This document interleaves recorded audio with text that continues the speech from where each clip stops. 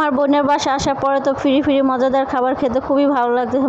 মজার খাবার, ফ্রি খাবার খুবই ভালো লাগতেছে। আমার বোনের যেরকম মজার রান্না করে, খুবই এক কথায় অসাধারণ। ওর রান্নার প্রশংসা সবাই করে, শুধু আমার বোন বলে বলতেছে না, যারা খায় তারাই বুঝে। হলে বোনকে অবস্থা আসলে সবাই ভালো আছেন, আমিও ভালো আছি। যে দেখেন পেঁয়াজু বানাইতেছে। আমার ভাগ্নে মেলায় গেছিলো, মেলায় যে পেঁয়াজু দেখে এসে বাসায় এসে বলতেছে, খালামণি আমাকে পেঁয়াজু বানিয়ে দেন। তো যে বলে সে, যেহেতু ভাগ্নে আপনাদের কাছে তো বানাইতে তো হবে, সেজন্য পেঁয়াজ বেশি করে কেটে নিয়ে এখানে আগে ও মেখে ফেলাইছে। ছোটো মানুষ বুঝতে পারে নাই, যা পারছে তাই করছে। তারপরে আমি বললাম যে আমি করে দিই সব কিছু, তুই পরে ভাজিস। ও ভাজতে মানে একটা ছোট বাচ্চা মানুষ, তারপরে সব কাজ পারে, কোনো কাজে ওর নেই, ওর মান মতো ওই পাড়া দোষে। যে দেখেন পেঁয়াজগুলো পেঁয়াজ মরিচ দিয়ে ভালো করে খাইয়া এখন ওর মা এখন একটু ভাজতে আসে। ওর পর আরও কী করলো, ওর ভাজতে দিল না, ওর নিজেরটা নিজেই ভাজা করবে। এই পেঁয়াজগুলো এত মজা হয়েছে যা বলার বাইরে। বাজারে যেরকম ভাজে তার থেকে মজা হয়েছে, যেহেতু আমরা বাসার ভিতরে অনেক কিছু এখানে দিছি, অ্যাড করছি।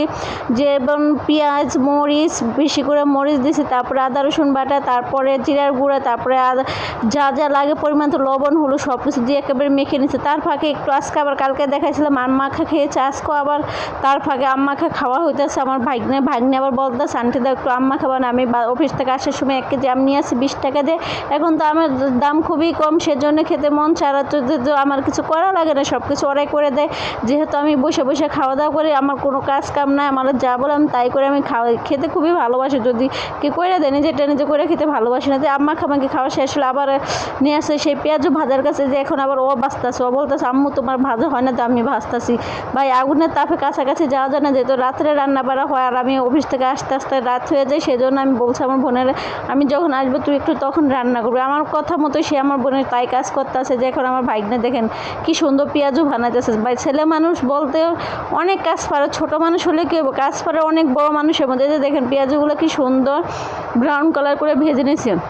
আমার মার ভাজা নাকি হয় না, সেজন্য ওই নিজে ভেজে নিয়েছে। আর আমি বসে একটু ক্যামেরা করতেছে, আর আমি পেঁয়াজগুলো বসে খাইতেছে। খেতে অনেক মজা লাগতেছে। ও বলতেছে, আন্টি এদের দেখুন কত সুন্দর পেঁয়াজ, এগুলো তো আলাদা করে রাখছে, আরগুলো আলাদা করে রাখছে আমাদের জন্য।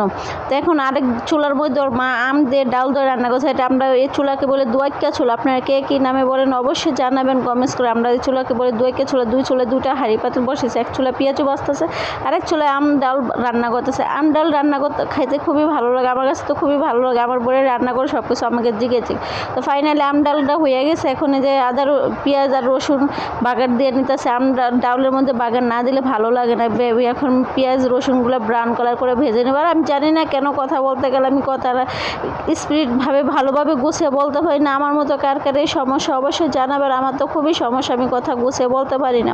এই যে পেঁয়াজ রসুনগুলো ভাজাভাজি করে ফেলাতেছে। আর রাত্রে ভিডিও করছি, সেজন্য অন্ধকার যেহেতু লাইটিংয়ের আলো কম, সেজন্য বেশি একটা ভালো করে বোঝা যাইতেছে না। যে এখন আমার বোনের ডালগুলো বাগার দিয়ে নিয়েছে, আর আমি বসে আরামসে রিল্যাক্স করতেছে। আজকে ভিডিওটা এই পর্যন্তই। আল্লাহ হাফেজ।